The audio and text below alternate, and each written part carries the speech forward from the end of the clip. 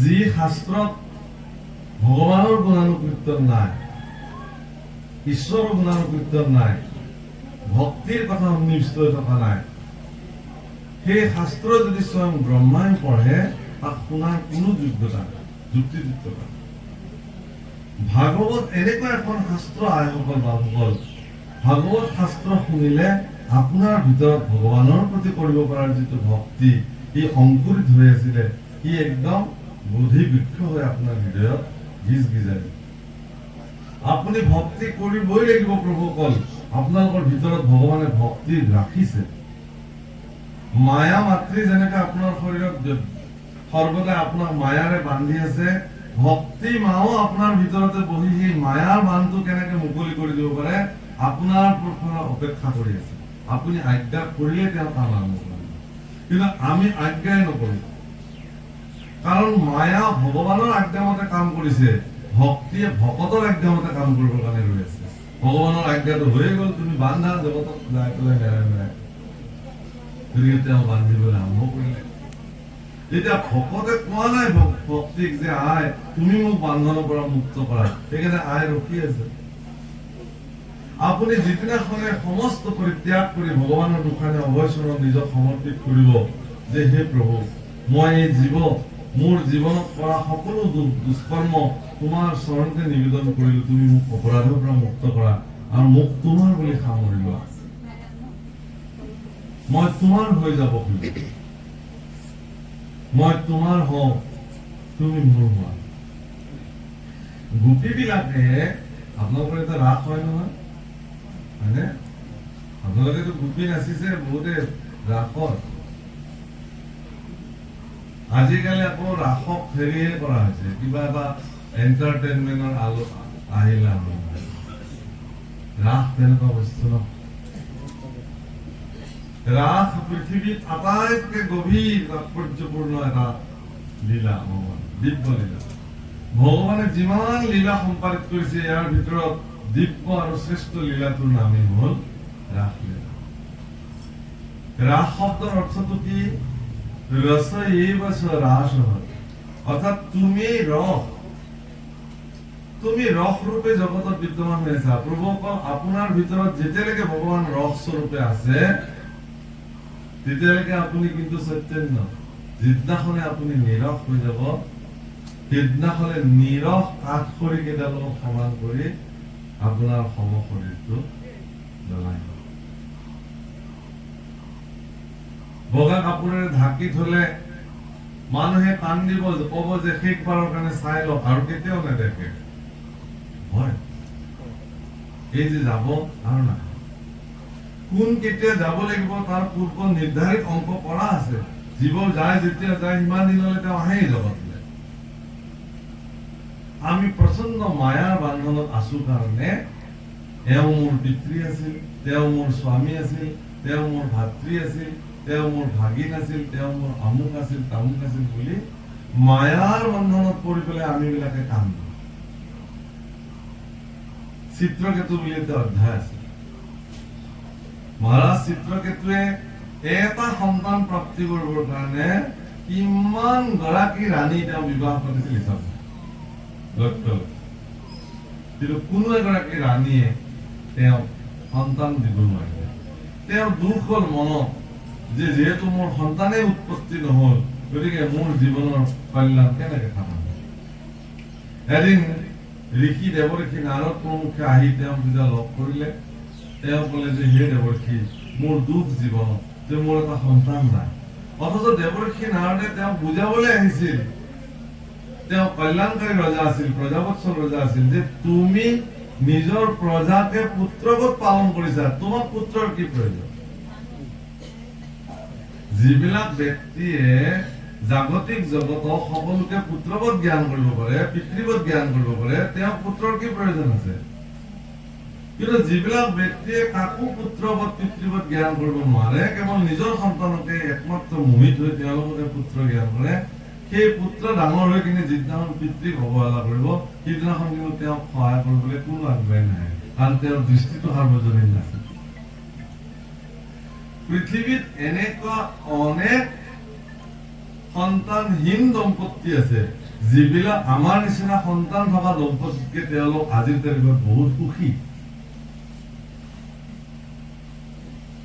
নগাঁও কলঙৰ দলঙৰ পৰা এগৰাকী 80 বছৰীয়া মাতৃক সন্তানে নিজ হাতে জীৱন্ত অৱস্থাত পানীত পেলাইছিল। এইটো ঘটনা বাতৰি হৈছিল, আপোনালোকে শুনিছিলে নে? আজি কেইবছৰমান আগত তেওঁ যেতিয়া সুধিলে পুলিচে যে এইটো কাম কিয় কৰিলে আপুনি নিজৰ মাতৃৰ জীৱন্ত অৱস্থাত, বোলে মোক মায়ে ক'লে এইটো কিয়, কাৰণ মোৰ মাতৃয়ে 8 গৰাকী সন্তান জন্ম দিছিল, কিন্তু 8টা সন্তানৰ কোনেও এতিয়া মাতৃক নাচায়। মই কনিষ্ঠ, গতিকে মই চাব যাওঁতে মোৰ ইনকম নোহোৱা হৈ গ'ল। মই এতিয়া মাকে চাম নে মই চাকৰি কৰিব যাম? চাকৰি কৰিব নগ'লে মই পইচা নাপাওঁ, কোনেও মোক নিদিয়ে। মাক দৈনন্দিন বহু টকাৰ ঔষধ কিনি দিব লাগে। সেইকাৰণে মায়ে ক'লে যে বাবা এইবিলাক মোক লৈ আৰু তই ইমান হেৰি কৰি থাকিব নালাগে, এনেও মই মৰিমে কেইদিনমান পিছত, তাকে কলমৰ পৰা মোক পেলাই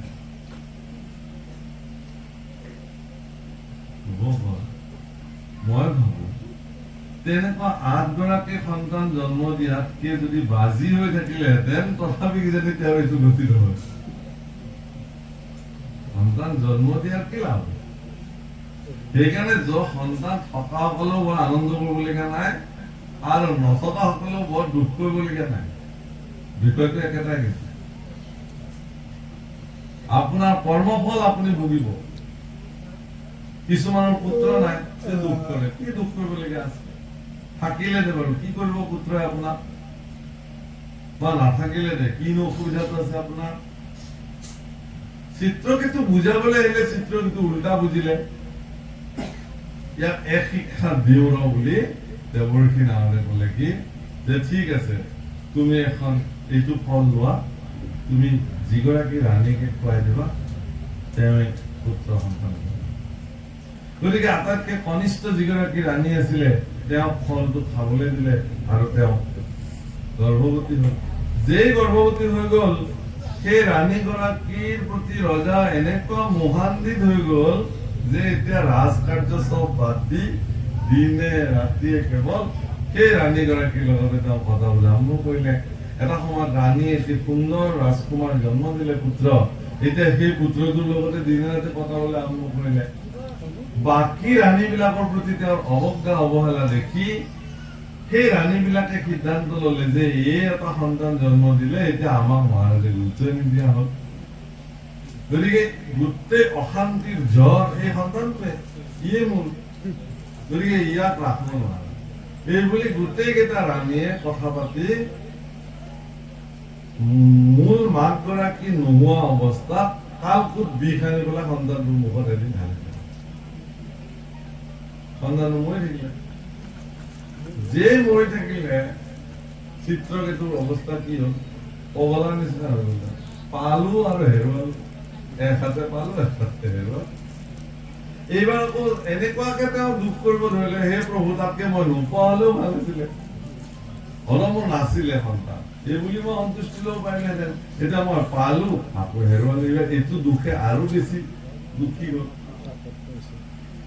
এতিয়া পুনঃ দেৱৰ্ষি আহিলে, বোলে কি হল? বোলে এনেকুৱা এনেকুৱা হল, লাগে নেকি পুত্ৰটো? বোলে লাগিছিল। কোন? লৈ গল দেৱলোকত, যত মৃত সন্তানটো গৈ আছে। কৈছে এইটোৱে আত্মাটো আছিল তোৰ এই সন্তান, কোৱা তুমি? চিত্ৰকেতু গৈ কৈছে বাছা, মোক চিনি পাইছনে? কৈছে তুমি কোন? কোন তুমি? মই তোৰ দেউতা মহাৰাজ চিত্ৰকেতু। তুমি গুচি আহিলা, আমাৰ গোটেই অৱস্থা কাঢ়ি লৈ গৈছে ৰাজ্যত, মই তোমাক নিবলৈ আহিছো। এই মহাৰাজ আপুনি মূৰ্খ নেকি বুলি কৈছে? আপুনি ইমান অজ্ঞানী নে? মই বা কাৰ কিমান বাৰ পিতৃ হলো জগতত, কাৰ কিমান বাৰ পুত্ৰ হলো, কাৰ কিমান বাৰ স্বামী হলো, কাৰ কিমান বাৰ কি সম্বন্ধত থাকিল, এইবোৰ কি? এইবিলাকৰ কি প্ৰয়োজন? এইবোৰ মিছা কথা। যোৱা, মই আত্মাহে। শৰীৰটো জীৰ্ণ হৈ যোৱাৰ পিছত আত্মা সেই শৰীৰ পৰিত্যাগ কৰে, তাৰপিছত আত্মাৰ শৰীৰৰ লগত কোনো সম্বন্ধ নাই। গতিকে এইবোৰ সম্বন্ধ পৃথিৱীৰহে আৰু মায়া সম্বন্ধ, জাগতিক জগতত ইয়াৰ কোনো মূল্য নাই। আপোনালোকে এগৰাকী কবিৰ নাম শুনিছে অসমৰ, কবি নলিনীবালা দেৱী, যাক অতীন্দ্ৰিয়বাদী কবি বুলি কয়। নলিনীবালা দেৱীয়ে পংক্তি লিখিছে, কোন কাৰ জগতৰ কোন কাৰ মৰতৰ, চকুৰ চিনাকি দুদিনৰ, অসীমৰ ৰূপ তৃষ্ণা অসীমত বুৰ যাব, সহি গলে জৰি মৰমত। আমি বিলাকে দুখ কৰো, আমি হেৰুৱা বিলাকক নালাগে। নলিনীবালা দেৱীৰ বিবাহৰ পিছতে তেওঁৰ সন্তান মৃত্যু হৈ গল, নিসন্তান হৈ গল। স্বামী তেওঁ এৰি থৈ গুচি গল, বৈধব্য জীৱন কটালে অকলে। কিন্তু তেওঁ নিৰাশ হৈ নগল। তেওঁ এইটোৱেই সিদ্ধান্ত ললে বেদান্ত দৰ্শনৰ যে কোনো কাৰো নহয়, এই দুদিনীয়া সম্পৰ্ক, কোনোবাই আহি কাৰোবাৰ লগত পিতৃ হৈ যায়, কোনোবাই কাৰোবাৰ সন্তান হৈ যায়। আটাইতকৈ আচল সম্পৰ্কটো কি জানে? আপোনাৰ ভিতৰত থকা যি চৈতন্য আত্মা কৃষ্ণ, মোৰ ভিতৰত থকা যি আত্মা চৈতন্য কৃষ্ণ, আপোনাৰ আৰু মোৰ এটা সম্পৰ্ক আছে। কি? যে আপোনাৰ ভিতৰত যিজনা আছে, মোৰ ভিতৰতো সেইজনাই আছে। গৰুটোৰ ভিতৰতো সিজনাই আছে, কুকুৰৰ ভিতৰতো সিজনাই আছে, গছ, বিৰিখ, তৰু, তৃণ, লতা, গছ। সেইকাৰণে একাদশ স্কন্ধত ভক্তিৰ অভ্যাস কৰিবলৈ যাওঁতে স্পষ্ট কৰিছে প্ৰভুকল কি? সমস্ত ভূততে বিষ্ণু বুদ্ধি হে যাবে, আয় বাক্য মনে অভ্যাসিবাই ভাবে। সমস্ত প্ৰাণীতে যেতিয়ালৈকে ঈশ্বৰ বুদ্ধি নহয়, তেতিয়ালৈকে আপুনি এইবিলাক এই অভ্যাসটো কৰিব লাগিব। তাৰমানে আপোনাৰ যিটো নাম, আপোনাৰ নামটো কি বাপৰ? বাপৰ ধনীৰাম। ধনীৰাম কাৰ নাম? আচলতে আপোনাৰ শৰীৰটোৰ নাম। যেনে লীলাকান্ত তেওঁৰ শৰীৰটোৰ নাম, ৰিজু পাঠক শৰীৰটোৰ নাম। তাৰমানে মই যিদিনাখন জন্ম হলো, এইটোতো মানুহ হল, মানুহ হৈ জন্ম হলো নহয়, মোক চিনি পাবৰ কাৰণে এটা নাম দি থৈ দিলে, এইটো নামেৰে এইটো শৰীৰটোক চিনি পাব। বুজিছেনে? তেতিয়া আচল পৰিচয়টো কি? আপোনাৰ আচল নামটো আত্মা, মোৰ আচল নামটো আত্মা, তেখেতৰ আচল নামটো আত্মা। মহাৰাজ পৰীক্ষিতক ভাগৱতৰ জৰিয়তে এই কথাকে বুজালে যে আমাৰ আচল আচল পৰিচয় বিলাক হল আমি সকলো এক, আমি এইখনেই হল ভাগৱতৰ মূল জগত। সেইকাৰণে কৈছে যে আমাৰ মহা ৰংগ মিলিলে, পৰম আনন্দ মিলিলে, যে তোমাৰ নিচিনা মহন্ত এগৰাকীক আমি লগ পালো, তোমাৰ পৰা আমি এই মহা তত্ত্ব কথাসমূহ শ্ৰৱণ কৰাৰ সুযোগ পালো, কীৰ্তন কৰাৰ সুযোগ পালো। নহলেতো আমি নাজানিলেহেঁতেন এইবোৰ কথা, অজ্ঞান আন্ধাৰত আমি ভুল গৈ থাকিলোহেঁতেন। তাৰমানে কি? ভাগৱত এনেকুৱা শাস্ত্ৰ, যি শাস্ত্ৰই আপোনাৰ ভিতৰত থকা ভক্তি মাতৃক জাগ্ৰত কৰি আপোনাক ভক্তিযুক্ত সত্তালৈ ৰূপান্তৰ কৰি প্ৰভুসকল, আপোনালোকে উপাৰ্জন কৰা ধন সম্পত্তি, ঘৰ দুৱাৰ, যশস্যা কৃতিত্ব চব ইয়াতে থৈ যাব লাগিব, আপুনি একো লগত লৈ যাব। আপোনাৰ যদি কিবা বদনাম আছিল, সেইটো ইয়াতে থৈ যাব লাগিব। মৰাৰ পিছতো মানুহ নাথাকিব, এই মানুহটোৰ এটা বদনাম আছিল দেই, কলম বদনাম। আৰু যদি সুনামো আছিল, সেইটোও কব মানুহে যে এখেতৰ বৰ সুনাম থকা মানুহ দেই। তাৰমানে আপোনাৰ দেহ শেষ হৈ গল। মই যিটো কথা কৈছিলো যে ৰস, এই ৰসটো যেতিয়ালৈকে শৰীৰৰ ভিতৰত থাকিব, তেতিয়ালৈকে আপুনি চৈতন্য। সেই ৰসটো কি বস্তু তাক বুজাবৰ কাৰণে তাক আকাৰ দিয়া হল। ৰসত আকাৰ আহিল কাৰণে ই হ্ৰাস হল। অৰ্থাৎ জীৱৰূপী গোপী বিলাকে পৰম ব্ৰহ্মৰূপী কৃষ্ণৰ লগত বিলীন হোৱাৰ যিটো অংশ ব্যৱস্থা, সেইকাৰণে গোপী বিলাকে যেতিয়া কৃষ্ণ বংশীধ্বনি কৰাৰ লগে লগে গৈ বৃন্দাবন পালে, ভগৱান কৃষ্ণ তেওঁলোকক নানানটা কথা কৈ খেদিব যত্ন কৰিলে, সোনকালে যোৱাহে, কিয় আহিলা? ঘটনা এনেকে সুধিছে। অথচ ভগৱান কৃষ্ণই তেওঁলোকক কৈছিলে কাত্যায়নী ব্ৰত পালন কৰোঁতে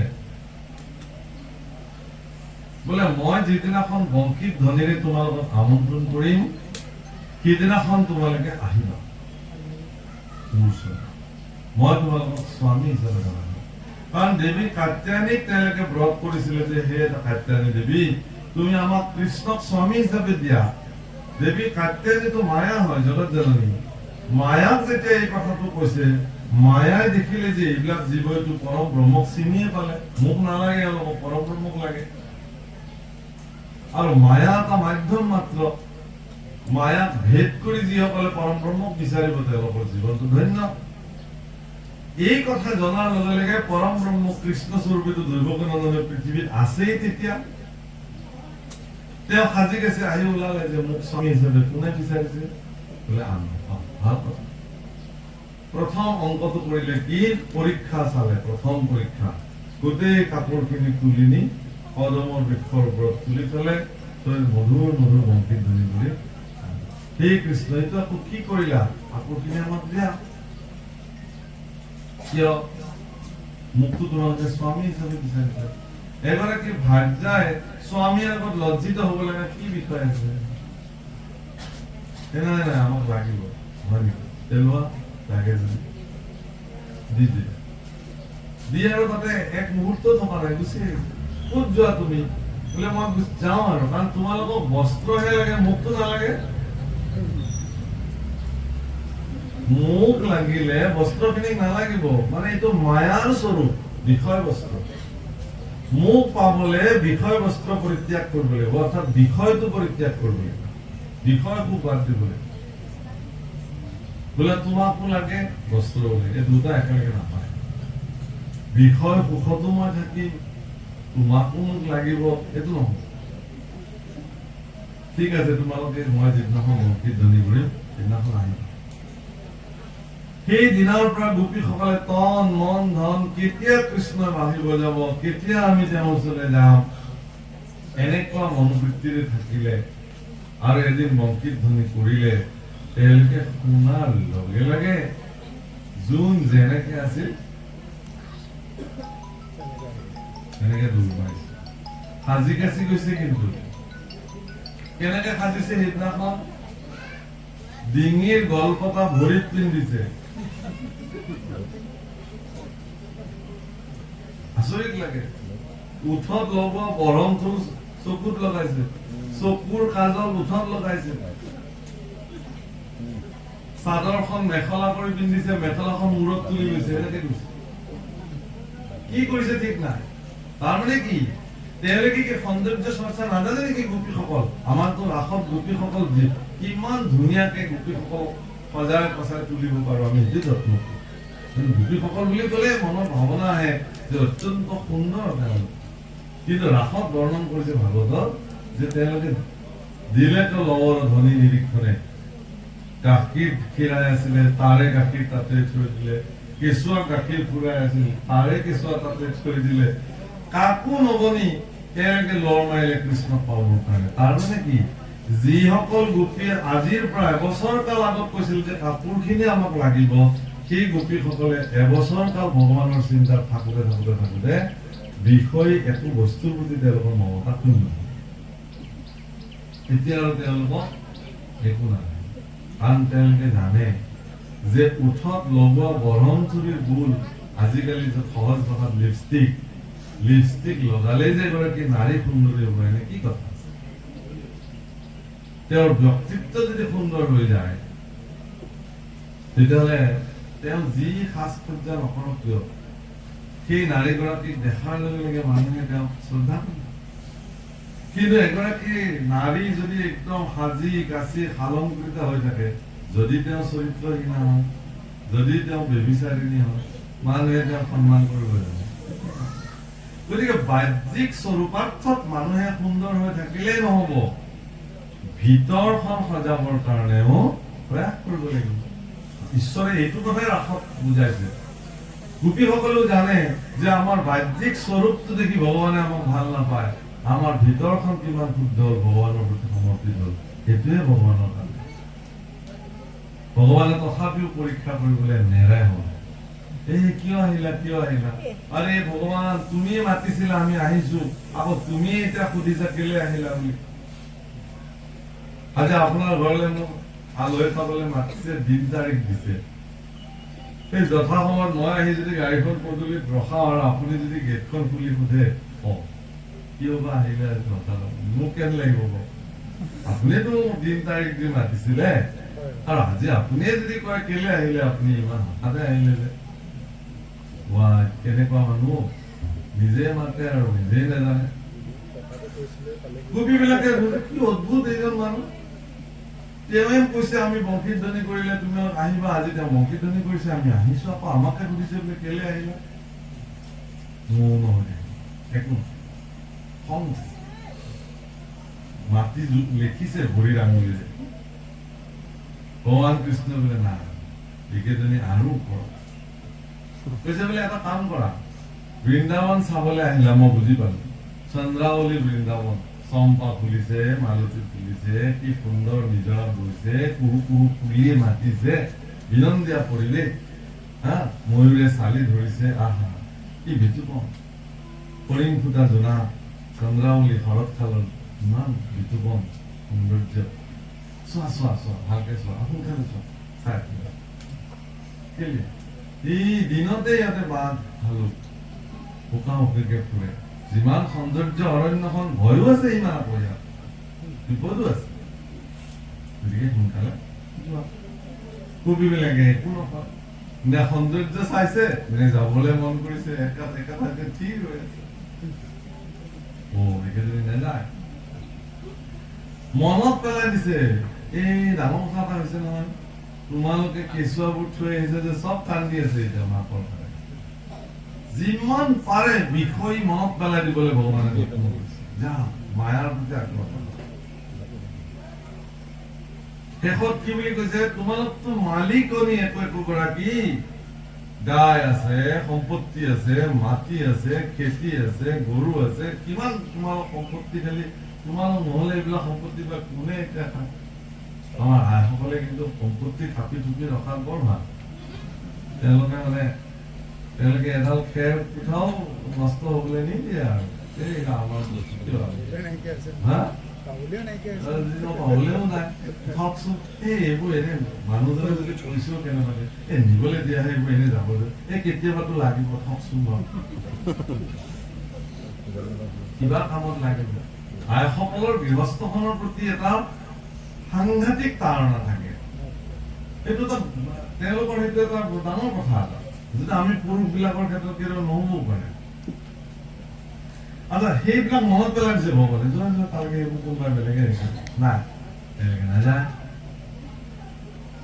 শেষত কৈছে যে এনেকে অৰণ্য তাতে আকৌ এই নিশাখন পৰ পুৰুষৰ লগত এনেকে ক্ৰীড়া কৰিবলৈ অহাটো কিন্তু গৰিহিত কৰ্ম সমাজে কিন্তু তোমালোকক বেবিচাৰিণী বুলি ক'ব পাৰে সেইটো মনত পেলাইছে তথাপি মোৰ নাযায় যি কয় সমাজে শেষত ভগৱানে এটা ডাঙৰ অস্ত্ৰ তেওঁলোকলৈ নিক্ষেপ কৰিছে যে বেদেও কিন্তু ইয়াক অধৰ্ম বুলি কৈছে ধৰ্ময়ো ইয়াক মানা কৈছে গতিকে তোমালোক নিজৰ কলা হওক পূজা হওক নিজৰ প্ৰতি তেওঁকে গৈ শুশ্ৰূষা কৰা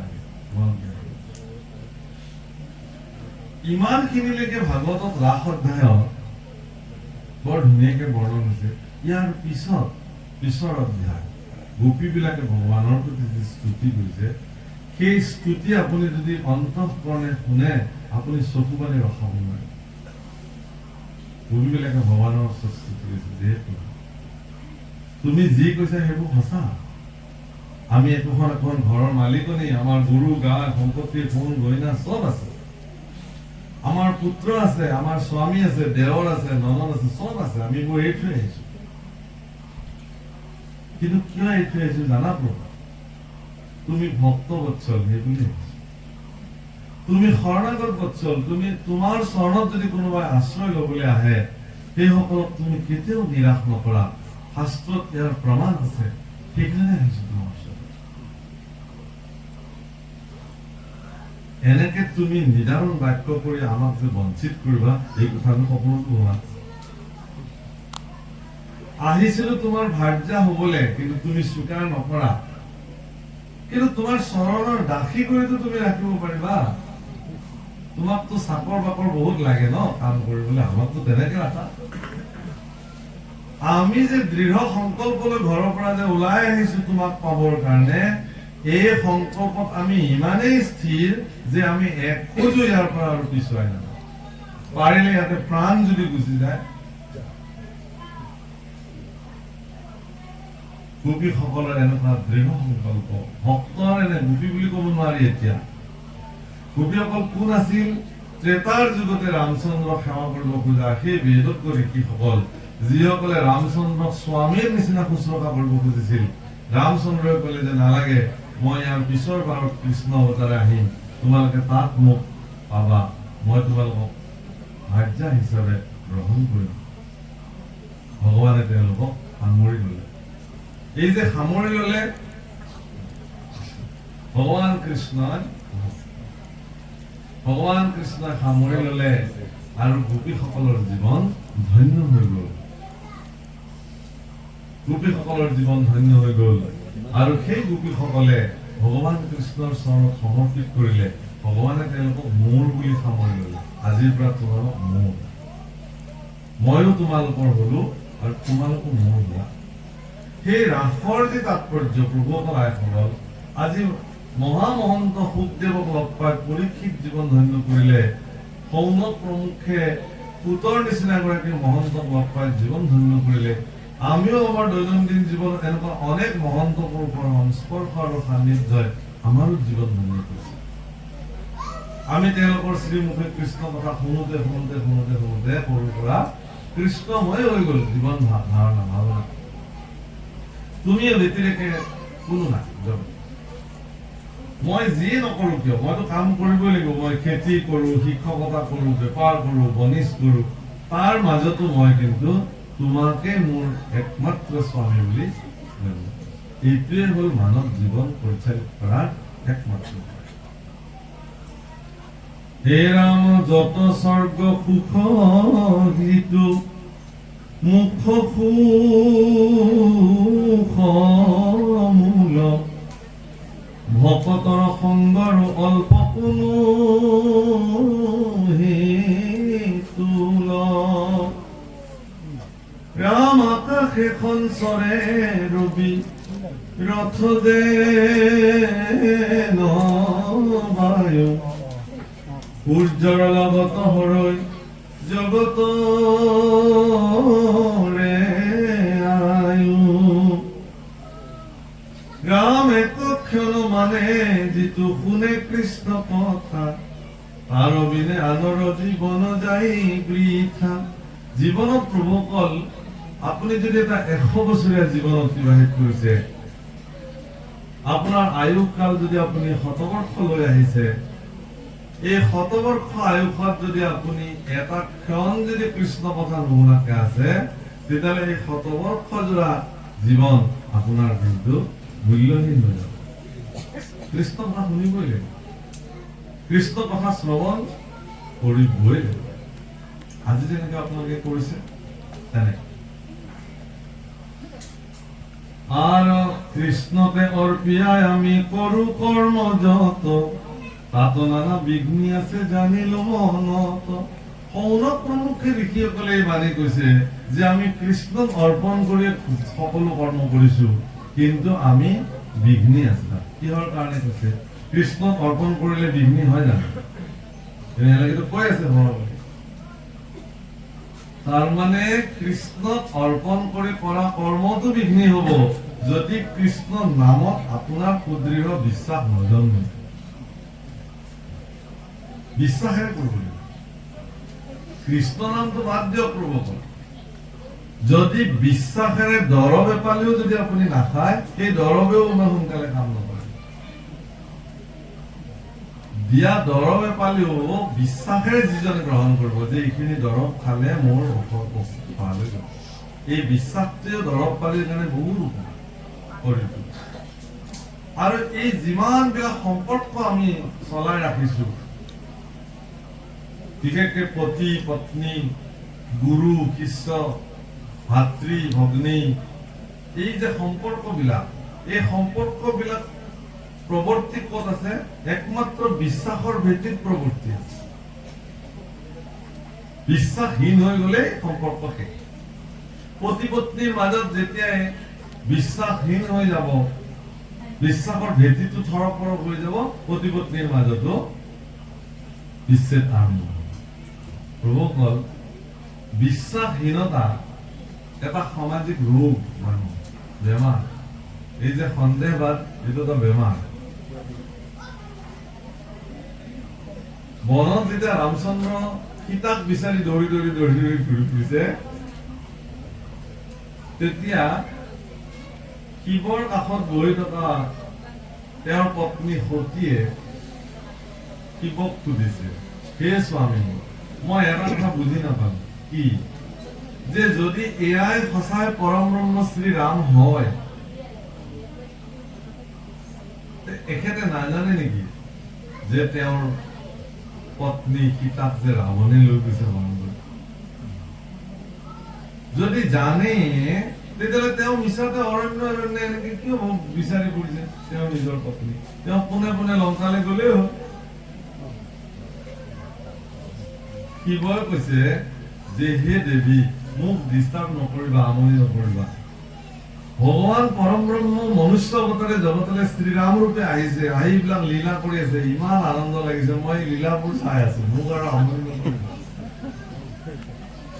কি বা ভাৱনাত কি কৰি আছে সেইবোৰ তেওঁহে জানে। আমি কেৱল চাব লাগে তেওঁৰ লীলা, চাওচোন বাৰু কি কৰি থাকে। আহা, কি আনন্দ বোলে, ভগৱানে ইমান কষ্ট কৰে। এই দেৱী, ভগৱানৰ কি কষ্ট আছে? ভগৱানৰ একো কষ্ট নাই, তেওঁ কোনেও একো কৰিব নোৱাৰে, কিন্তু তেওঁ কিবা এটা কাৰণত এইবোৰ কৰি আছে, আমি চাই যাওঁ দিয়াচোন। যিমানে শিৱই সতীক এনেকে কৈছে, সতীৰ সিমানে সন্দেহ দুগুণে বাঢ়িবলৈ গ'ল। সদশেষত কি বুলি ক'লে যে হে স্বামী, মই এতিয়া এখেত পৰম ব্ৰহ্ম হয় নে নহয়, মই পৰীক্ষা কৰিব যাম, ব'লা মোৰ লগত। শিৱই কৈছে যে যাৰ বেমাৰ হয় তেওঁহে ঔষধ বিচাৰি যায়, মোৰ বেমাৰ হোৱা নাই নহয়, সন্দেহবাদী বেমাৰ তোমাক চুইছে, ঔষধ তুমি যোৱা বিচাৰি, মোৰ নাই। পৰম ব্ৰহ্মৰ প্ৰতি সন্দেহ মোৰ নাই, তেওঁ যি কৰিছে এইবোৰ লীলা কৰিছে, আমি চাব লাগে মাত্ৰ, কি হয় চাই যাওঁ। তোমাৰ সন্দেহ উপজিছে, তুমি যোৱা।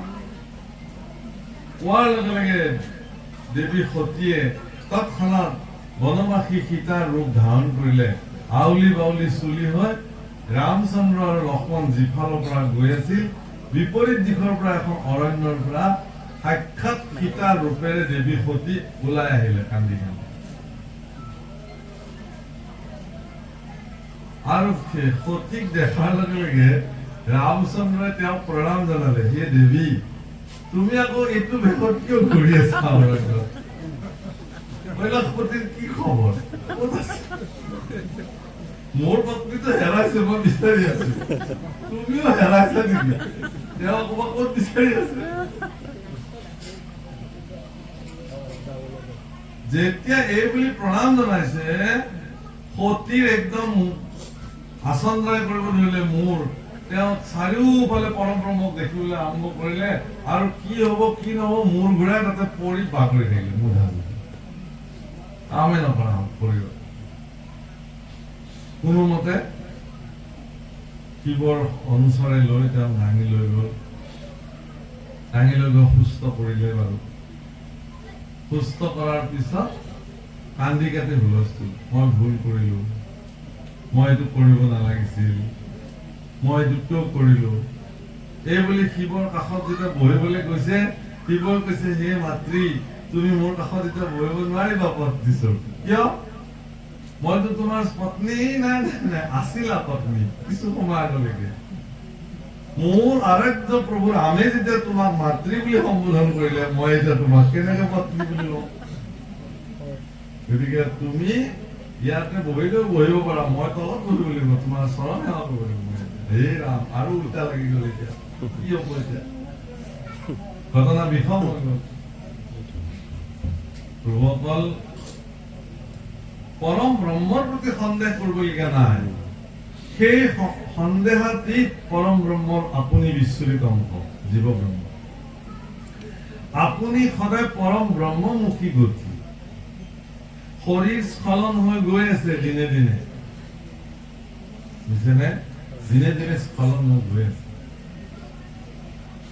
দিনে দিনে কষিয়া পহরিবে রঙ্গিলা দালানের মাটি মুছায় দিহি কোন রঙে বান্ধিছেন ঘর ভিঠা মিঠা দ্বন্দ্ব বাদে মুছায় দিহি কোন রঙে। এই যে ঘৰবিলাক আমি সাজিছো, সেইবিলাক মিছা দ্বন্দ্বৰ কাম। এই শৰীৰটোকে ঘৰ বুলি কৈছে। আয়ো দেহি, শৰীৰটোক লৈ যে মানুহৰ কিমান, কোনোবা যদি শাৰীৰিকভাৱে বহুত সৌন্দৰ্যশালী, সেইটোক লৈয়ে তেওঁ আমাৰ অহংকাৰ বুলি আমি এটি প্ৰবন্ধ পঢ়িছিলো স্কুলত। তাত এটা বাক্য আছিল যে ৰাণীৰ অলংকাৰক লৈ তেওঁ যিমান অহংকাৰী, বান্দিয়ে বাঢ়নীদাৰক লৈও সেই একে অহংকাৰ কৰে। অহংকাৰ এনেকুৱা এটা বস্তু, আপুনি যে ভুল পথেৰে গতি কৰি আছে, আপোনাক তিল মানুহ অনুভৱ কৰিবলৈ নিদিয়া অস্তিত্বটোৰ নামেই হল অহংকাৰ। সি আপোনাক অনুভৱ কৰিব নিদিয়ে যে আপুনি ভুল পথেৰে গৈ আছে, এই অহংকাৰৰ। সেইকাৰণে প্ৰভু ৰাম আৰু ৰাৱণ যদি আপোনালোকে এটা তুলনামূলক বিশ্লেষণ কৰে, তেতিয়া দেখিব যে ৰামচন্দ্ৰকে তুলনামূলকভাৱে ৰাৱণ বহুত উচ্চস্থ। ৰাৱণটো ক্ষত্ৰিয় কুলত জন্ম, ৰামটো ক্ষত্ৰিয় কুলত জন্ম হৈছে, ৰাৱণৰ ব্ৰাহ্মণ কুলত জন্ম হৈছে। ৰাৱণ এনেকুৱা এগৰাকী নৈষ্ঠিক ব্ৰাহ্মণ পুৰুষ আছিল, ত্ৰিসন্ধ্যা গায়ত্ৰীত তেওঁ কোনোদিনে ত্ৰুটি কৰা নাছিল। বেদান্ত তেওঁ মানে একদম মন্ত্ৰদ্ৰষ্টা ঋষি, তেওঁ ঋষি পৰ্যায়ৰ ব্যক্তি আছিল, যিজনে আপোনালোকে চাব শিৱ স্তোত্ৰ, তাণ্ডৱ স্তোত্ৰ তেওঁ নিজে বিৰোচন কৰিছিলে, নীতি কাষ্টেৰে জীৱন অতিবাহিত কৰিছিলে, আৰু নিজৰ বাহুবল আৰু পৰাক্ৰমেৰে তেওঁ গোটেই ত্ৰৈলোক্যত তেওঁ বিজয় সাব্যস্ত কৰিবৰ সাহস কৰিছিল। ব্ৰহ্মাই তেওঁৰ ঘৰত বেদ পঢ়িবৰ কাৰণে ডেইলি হাজিৰা দিব লাগে। আপুনি মই ব্ৰহ্মাৰ কথা ভাবিবই নোৱাৰো, কিন্তু ৰাৱণৰ ঘৰত নিত্য বেদ পাঠ কৰিবলৈ, আপোনাৰ ঘৰলৈ এজন সাধাৰণ ভকতক আপুনি ভাগৱত পাঠ কৰিবলৈ মাতিবৰ কাৰণে আপুনি প্ৰস্তুতি কৰিব লাগিব। দৈনিক আপোনাৰ ঘৰত এজন ভকতে আহি ভাগৱত পাঠ কৰিবৰ কাৰণে আপুনি বৃহৎ সংকল্প ল'ব লাগিব। কিন্তু ৰাৱণৰ ঘৰত স্বয়ং ব্ৰহ্মা ডেইলি আহিছিলে, বেদ পাঠ কৰিছিলে ডেইলি, সেইটোৱে কাম। ইন্দ্ৰ আদি দেৱতাবিলাকে ৰাৱণৰ ঘৰত চাকৰ বাকৰৰ দৰে কাম কৰিছে, বুজিছে? তেওঁৰ পুত্ৰ ইন্দ্ৰজিতে ইন্দ্ৰক বন্দী কৰি লৈ গৈছে। সেইদিনাৰ পৰা তেওঁৰ নাম মেঘনাদৰ ঠাইত তেওঁৰ নাম ইন্দ্ৰজিত। শিৱই তেওঁৰ পূজা লবৰ কাৰণে আহি তেওঁৰ মন্দিৰত হাজিৰ হব লাগে, তাৰপিছত ৰাৱণ যায় পূজা কৰে, তেওঁ গুচি যায়। আচ্ছা, এনেকুৱা তাতকে ডাঙৰ কথা কি যে পৃথিৱীত যিজন ধনৰ অধিষ্ঠাতা গুৰু মানে দেৱতা কুবেৰক তেওঁৰ পদদলিত কৰি ৰাখিছে। কুবেৰৰ হাতৰ পৰা সকলো ধনৰ সম্পত্তি কাঢ়ি লৈ আহি লংকাত ৰাখিছে। কুবেৰৰ পুষ্পক বিমান নিজে লৈ ঘূৰি ফুৰে। এই ৰাম, ইফালে ৰাম বনবাসী, হাতত ধনুখনৰ বাহিৰে একো নাই। নে সম্পত্তি আছে তেওঁৰ লগত, নে কিবা যশস্য আছে, নে কৃতিত্ব আছে, নে কি আছে, একো নাই। কিন্তু সেই ৰাৱণ ইমানখিনি যশস্যা, কৃতিত্ব, পৰাক্ৰম, ধন সম্পত্তি থকাৰ পিছতো তেওঁ কিন্তু এদিন কি হৈ গল, বিনাশ হৈ গল। কাৰণটো কি যে এটা বস্তু তেওঁৰ নাছিল, ৰামৰ নাছিল কিন্তু ৰাৱণৰ আছিল। কি?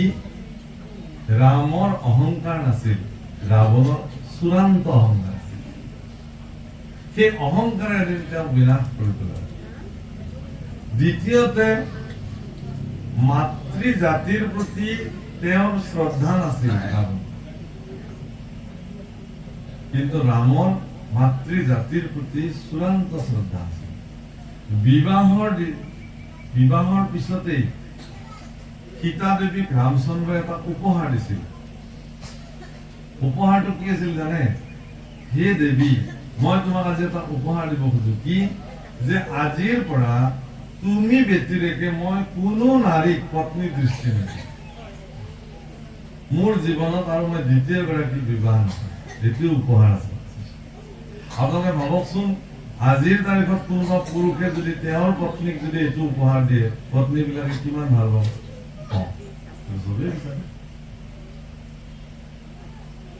কিন্তু সেইকাৰণে কি হল, যেতিয়া ৰাৱণ বধ হল, মৃত্যু হল, তেতিয়া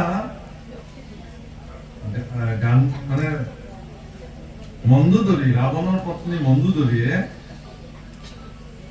চাবলৈ আহিছিল যে চাওঁ এবাৰ গৈ পেলাই এইজন ইমান শক্তিশালী পুৰুষ নে যে মোৰ প্ৰলক্ষ বিজয় স্বামী বধ কৰিব পাৰে।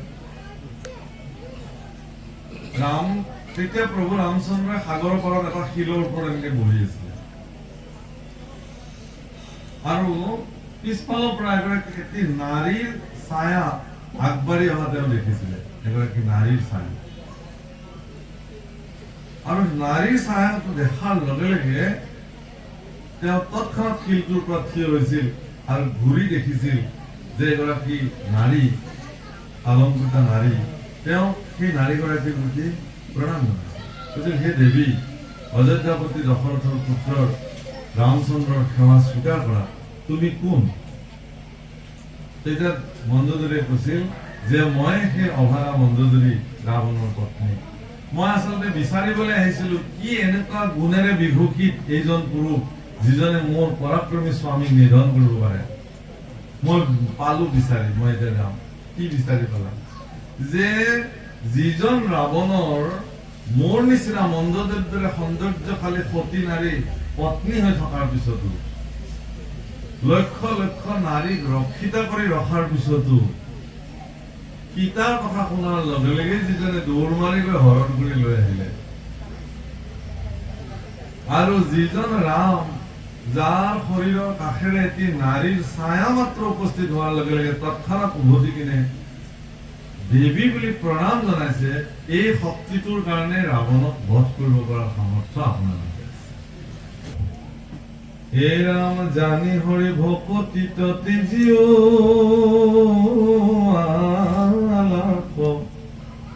আউৰ কি মনুষ্য হইবা এৰাই তোমাক।